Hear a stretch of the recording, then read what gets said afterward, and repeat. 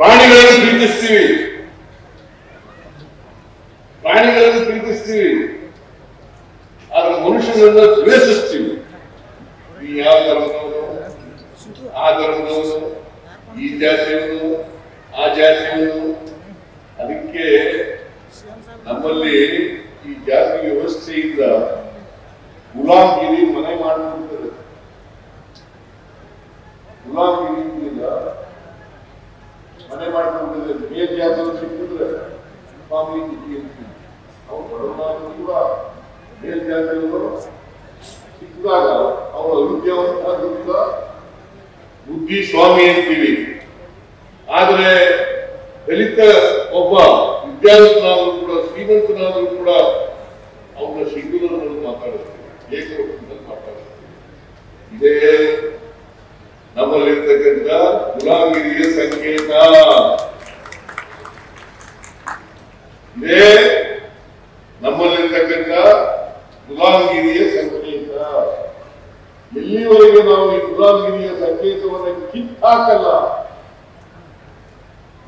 ಅಲ್ಲಿವರೆಗೆ ನಾವು ಗುಲಾಮರಾಗಿ ಇರ್ತೀವಿ ಅಲ್ವಾ? ಇವತ್ತು ಆಚರಣೆ ಮಾಡ್ತೀವಿ. ವಿದ್ಯೆ ಕಲಿಯೋದಕ್ಕೆ, ಸ್ವಾಭಿಮಾನದಿಂದ ಬದುಕಲಿಕ್ಕೆ, ಜ್ಞಾನಿಯಾಗಲಿಕ್ಕೆ, ಮೌಢ್ಯಗಳು ಅವುಗಳಿಂದ ದೂರ ಇರಲಿಕ್ಕೆ ಅಲ್ವಾ? ನಾವು ವಿದ್ಯಾವಂತರಾದ ಮೇಲೂ ಕೂಡ ಮೌಢ್ಯಗಳನ್ನು ಆಚರಣೆ ಮಾಡೋದಾದ್ರೆ, ಸಂಘಾಚಾರಗಳನ್ನು ಆಚರಣೆ ಮಾಡೋದಾದ್ರೆ ನಾವು ವಿದ್ಯಾವಂತರಾಗೋದು ಪ್ರಯೋಜನ ಇಲ್ಲ ಅಲ್ವಾ?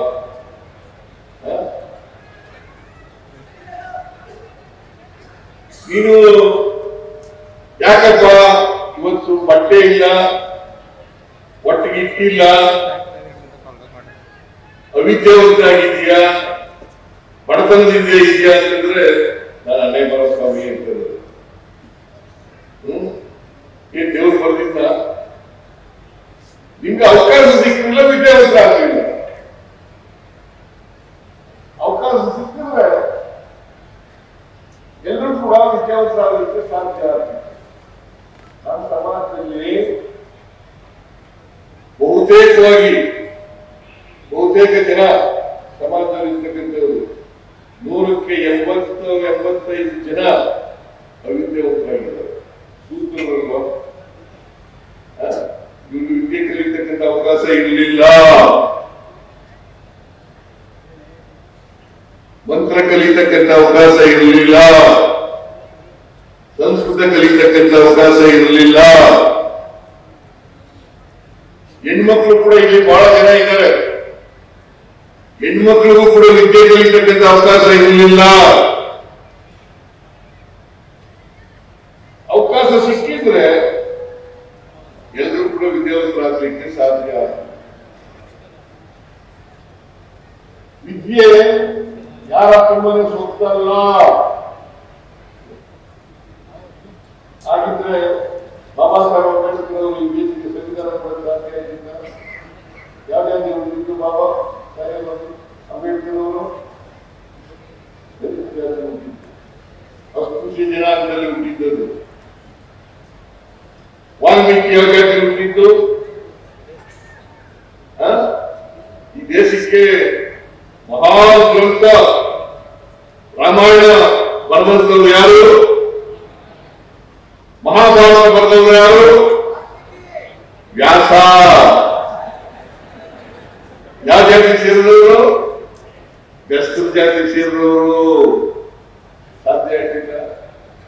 ಒಬ್ಬ ವಾಲ್ಮೀಕಿ ಜಾತಿ ಸೇರಿದವರು ರಾಮಾಯಣ ಅಂತ ಮಹಾ ಗ್ರಂಥ ಬರೆಯಬೇಕಾದ್ರೆ, ಮಹಾಭಾರತ ಅಂತ ಒಂದು ಅದನ್ನ ಬರಿಬೇಕಾದ್ರೆ ವ್ಯಾಸ. ಇವತ್ತು ಈ ದೇಶಕ್ಕೆ ಅತ್ಯಂತ ಶ್ರೇಷ್ಠ ಸಂವಿಧಾನ ಕೊಟ್ಟಿರ್ತಕ್ಕಂಥವರು ಬಾಬಾ ಸಾಹೇಬ್ ಅಂಬೇಡ್ಕರ್ ಅವರು ಈ ದೇಶಕ್ಕೆ ಸಂವಿಧಾನ ಕೊಟ್ಟದ್ದು ಅಲ್ವಾ? ಸಂವಿಧಾನದ ಯಾರು ಅಂತ ಹೇಳ್ತಿದೆ?